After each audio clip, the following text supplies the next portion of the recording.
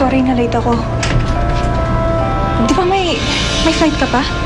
Ba't nandito ka? Basta mapakiramdam ko eh. Pero ate, hindi ka pwede mag-absent. Baka matanggal ka. Joy, nakapagpasya na ako. Hindi matatahimik ang buhay natin kung hindi ako aalis ng Eagle Airways.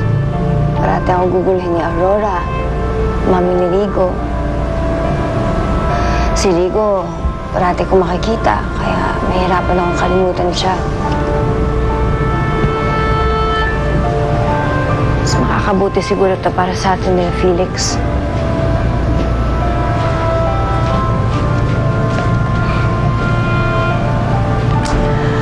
Hanap na lang ng ibang trabaho. May opening daw sa Pacific Airways. Bagong trabaho, bagong mga kaibigan, bagong buhay. Pero te, sigurado ka ba? Mahirap magsimula ulit. Okay lang. Nandiyan naman kayo ni Felix eh.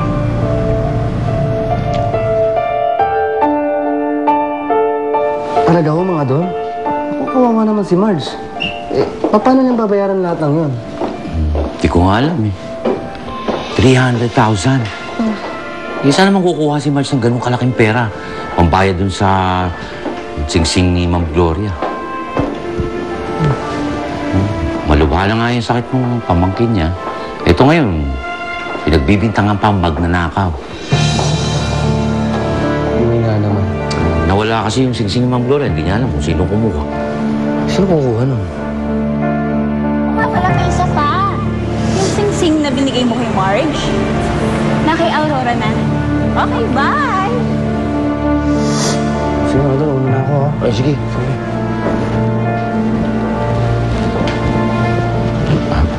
Sir, baka naman may tutulong kayo kay Marge. Pasensya na mga Don. Wala akong matutulungan.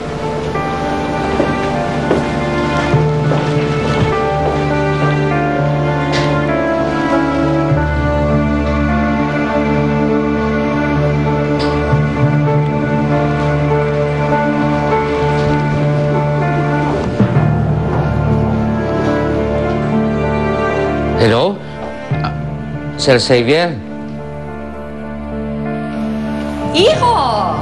Hi! Are you here to apologize to me for your awful behavior towards me the other day? No apologies. I'm here to pay for the ring. 300,000 pesos in cash. You can count if you want. Those are all my savings. Pwede bang magtanong? Bakit ikaw nagbabayad niyan? As far as I'm concerned, hindi naman ikaw nakawala ng sing-sing ko. Doesn't matter. I'm paid para hindi niyo na guluhin si Marge. I want her to be free of you. I love it!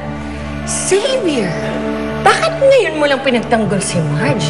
Dapat dati pa, Iho. You know, I really have nothing against the two of you being together. In fact, I'd be the happiest person alive kapag nagkatuluyan kayo. Kaya, Iho, ha? Kapag nagkatuluyan nga kayo at kinasal kayo, kunin niyo naman akong ninang, ha? Don't count on it.